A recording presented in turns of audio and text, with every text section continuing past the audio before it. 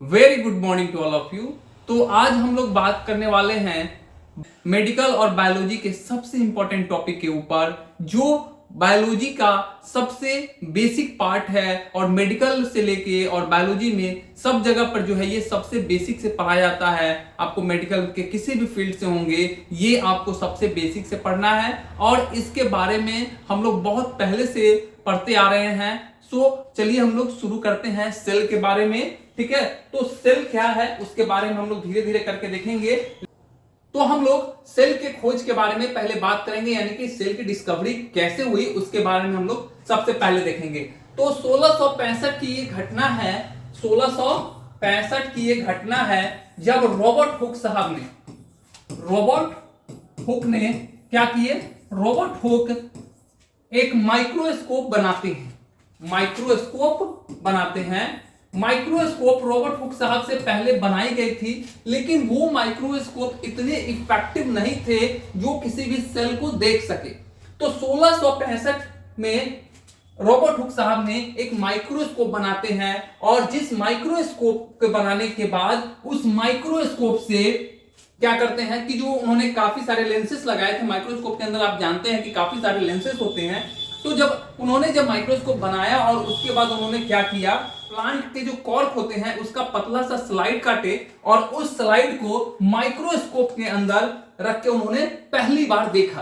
तो उन्होंने देखा तो माइक्रोस्कोप में क्या देखा कि माइक्रोस्कोप में देखा कि हनी कॉम्ब लाइक, यानी कि मधुमक्खी के छत्ते के जैसे, ये जो मधुमक्खी के छत्ते होते हैं ना, इस तरह से मधुमक्खी के छत्ते के जैसे सर्कुलर मधुमक्खी के छत्ते के जैसे जो है उसमें कुछ दिख रहा था। ठीक है, तो हनी कॉम्ब लाइक स्ट्रक्चर जो है, ये हनी कॉम्ब लाइक स्ट्रक्चर जो है उसके अंदर दिख रहा था और इस हनी कॉम्ब लाइक स्ट्रक्चर को रॉबर्ट हुक साहब ने सेल का नाम दिया। क्या नाम दिया? सेल का नाम दिया। और यहीं से सेल की खोज होती है। सेल का डिस्कवरी जो है 1665 में फर्स्ट टाइम सेल को किसी ने देखा था, तो वो थे रॉबर्ट हुक साहब। ठीक है, तो रॉबर्ट हुक साहब के द्वारा माइक्रोस्कोप, इन्होंने खुद का माइक्रोस्कोप बनाया और उसके बाद इन्होंने जो है हनीकॉम्ब लाइक स्ट्रक्चर जो है उस माइक्रोस्कोप के अंदर देखा और ये बेसिकली क्या था, प्लांट कॉर्क था। प्लांट कॉर्क था। ठीक है, और प्लांट कॉर्क होने की वजह से इन्होंने जब देखा, ये पतला सा एकदम थिन स्लाइस ऑफ कॉर्क को उन्होंने काटा था। ठीक है, एकदम थिन कॉर्क था। ठीक है, थिन कॉर्क था, थिन स्लाइस था। और बेसिक जो इन्होंने खोज किया था रॉबर्ट हुक साहब ने, वो सेल कैसा था, वो सेल बेसिकली डेड सेल का खोज किया था उन्होंने, डेड सेल। क्योंकि ये जो प्लांट का जो कॉर्क था वो प्लांट मरा हुआ था, लिविंग प्लांट को नहीं लिए थे, वो डेड प्लांट था, तो डेड प्लांट कॉर्क था। ठीक है, और ये तो जो खोज किए वो डेड सेल था। तो डेड सेल का जो खोज है वो रॉबर्ट हुक के द्वारा किया गया था 1665 में।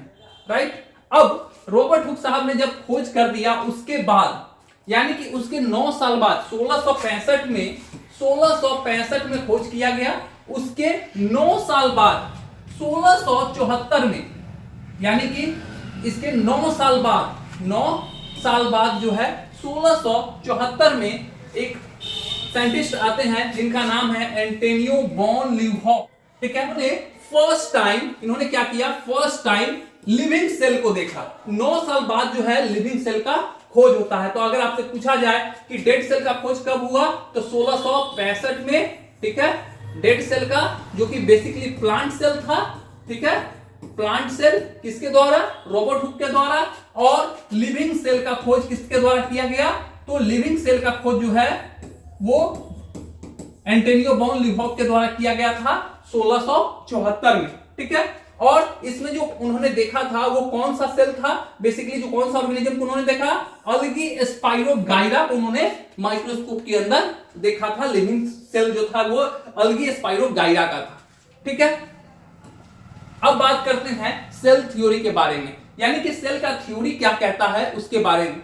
तो 1839 में, 1665 से सेल की कहानी शुरू होती है, जो 1839 में 2 साइंटिस्ट आते हैं, एक मैथ्यूस और दूसरा थियोडोर। मैथ्यूस और थियोडोर जो है उन्होंने सेल थ्योरी देते हैं। सेल थ्योरी में इन्होंने दो बात को इन्होंने जिक्र किया।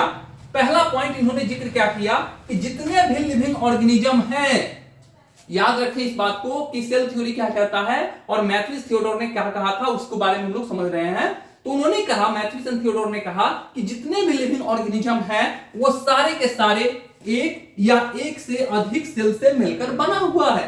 यानी कि all living organism are compose of one or more sales. जितने भी लिविंग ऑर्गेनिज्म हैं वो एक सेल से या उससे अधिक सेल से मिलकर बना हुआ है। यानी कि जितने भी लिविंग ऑर्गेनिज्म हैं या तो वो यूनिसेलुलर होंगे या तो मल्टी सेलुलर होंगे। उन्होंने ये कॉन्सेप्ट दिया। ठीक है, तो पूरे ऑर्गेनिज्म के बारे में समझे। दूसरा उन्होंने कहा कि the cell is the most basic unit of life. किसी के भी लाइफ का जो सबसे छोटी इकाई, यानी कि किसी भी लिविंग ऑर्गेनिज्म का जो सबसे स्ट्रक्चर में जो सबसे छोटी इकाई है लाइफ का, वो क्या है? सेल को उन्होंने सबसे छोटी इकाई, बेसिक यूनिट ऑफ लाइफ कहा था सेल थ्योरी में, मैथ्यूस एंड थियोडोर के द्वारा 1839 में। ठीक है, जब सेल थ्योरी आ जाती है और उसके बाद एक दूसरे साइंटिस्ट आते हैं 1855 में। 1855 में रुडोल्फ विर्चो नाम के साइंटिस्ट आते हैं। ठीक है, रुडोल्फ विर्चो नाम के एक साइंटिस्ट आते हैं। उन्होंने दिया तीसरा सेल थ्योरी। उन्होंने तीसरा सेल थ्योरी दिया जिसमें उन्होंने कहा कि all cell come from pre existing cell. जितने भी सेल है वो प्री एग्जिस्टिंग सेल से आते हैं। यानी कि यहां पे सेल डिवीजन का कॉन्सेप्ट जो है आ जाता है। यानी कि कोई भी सेल जो है, एक सेल जो है कहां से आया है? तो बाय डिवीजन होके आया है दो सेल। यानी कि पहले वाले ये क्या हो गया? प्री हो गया। प्री का मतलब पहले। प्री का क्या मतलब होता है? बिफोर। ठीक है, प्री का मतलब पहले। तो पहले जो एग्जिस्टिंग सेल था उसी से दूसरा सेल आता है, जो कि थर्ड सेल थ्योरी में रुडोल्फ के द्वारा कहा जाता है 1855 में। इन्होंने आइडिया देते हैं सेलुलर पैथोलॉजी का। और यहीं से एक बात ये और कहते हैं कि जितनी भी बीमारी की शुरुआत होती है वो इसी सेल से होती है। बीमारी की शुरुआत कहां होती है? इसी सेल से होती है। और इसी सेल के अंदर किसी भी तरह के डिसऑर्डर आने के बाद जो है उसमें बीमारी उत्पन्न होती है। तो इन्होंने कहा था कि आइडिया ऑफ सेलुलर पैथोलॉजी जो है इन्हीं को द्वारा दिया गया था और सजेस्ट किया था कि disease originate from alteration in cell. तो किसी भी सेल के अंदर जो अल्टरेशन आता है उसी से डिजीज शुरू होती है और यहीं से पैथोलॉजी की शुरुआत हो जाती है मेडिकल फील्ड में। अभी तक हम लोगों ने सेल के थ्योरी के बारे में समझा। अब हम लोग बात करेंगे नेचुरल एलिमेंट के बारे में। वो सारे नेचुरल एलिमेंट जो पार्टिसिपेट करते हैं सेल के फॉर्मेशन होने में, सेल को बनने में। तो टोटल जो नेचुरल एलिमेंट है वो 92 है। 92 है नेचुरल एलिमेंट। उनमें से नेचुरल एलिमेंट में से 5 नेचुरल एलिमेंट ऐसे हैं जो पार्टिसिपेट करते हैं सेल के फॉर्मेशन में, जो कि बहुत इंपॉर्टेंट है। और यही 5 natural element various series of reaction करके एक सेल का फॉर्मेशन करते हैं। वो कैसे करते हैं हम अब यहां समझेंगे। तो जो इसमें सबसे 5 इंपॉर्टेंट जो नेचुरल एलिमेंट है, जिसमें कि सबसे पहला नेचुरल एलिमेंट कार्बन। कार्बन जो है किसी भी लिविंग ऑर्गेनिज्म के लिए, किसी भी सेल के फॉर्मेशन के लिए कार्बन का होना जरूरी है। दूसरा हाइड्रोजन, तीसरा ऑक्सीजन। ठीक है, hydrogen, oxygen, carbon, sulphur and nitrogen. Sulphur and nitrogen. Sulphur and nitrogen. Sulphur and nitrogen. यानी कि ये 5 जो नेचुरल एलिमेंट हैं, carbon, hydrogen, oxygen, sulphur and nitrogen, इसका होना बहुत जरूरी है। तब जाके किसी भी सेल का फॉर्मेशन हो पाता है। और ये पार्टिसिपेट करेंगे वेरियस सीरीज ऑफ रिएक्शन में। वेरियस सीरीज ऑफ रिएक्शन, एक दो रिएक्शन नहीं, सीरीज ऑफ रिएक्शन में पार्टिसिपेट करके सेल का फॉर्मेशन करते हैं। कैसे करेंगे सबसे पहले समझेंगे कि जब ये carbon, hydrogen, oxygen, sulphur and nitrogen जो है वो सबसे पहले क्या करेगा कि हाइड्रोजन और ऑक्सीजन दोनों मिलकर क्या बनाता है? हम लोगों ने पढ़ा है H2O, यानी कि वाटर का फॉर्मेशन करता है। ठीक है, पानी बनाया।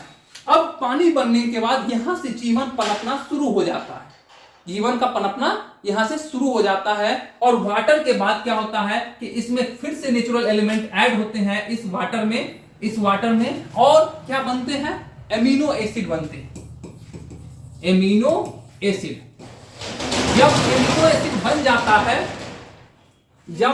जाता है तो उसके में फिर से दूसरा नेचुरल एलिमेंट इसमें से ऐड होता है और फॉर्मेशन करता है किसका, एंजाइम का फॉर्मेशन करता है। यानी कि फिर से यहां पर नेचुरल एलिमेंट ने पार्टिसिपेट किया और फॉर्मेशन किया एंजाइम का। जब एंजाइम का फॉर्मेशन हो जाता है तो फिर से नेचुरल एलिमेंट इसमें से पार्टिसिपेट करते हैं और फॉर्मेशन करते हैं किसका, जीन का फॉर्मेशन होता है। बेसिक जो है यहां पर जीन का फॉर्मेशन हो गया और जीन के फॉर्मेशन होने के बाद यहां से डीएनए का फॉर्मेशन होता है, डीएनए और आरएनए का फॉर्मेशन हो जाएगा। ठीक है, डीएनए और आरएनए का फॉर्मेशन हुआ और डीएनए आरएनए के बाद क्या होता है, बेसिक जो है यहां पर वायरस बन के रेडी हो जाता है।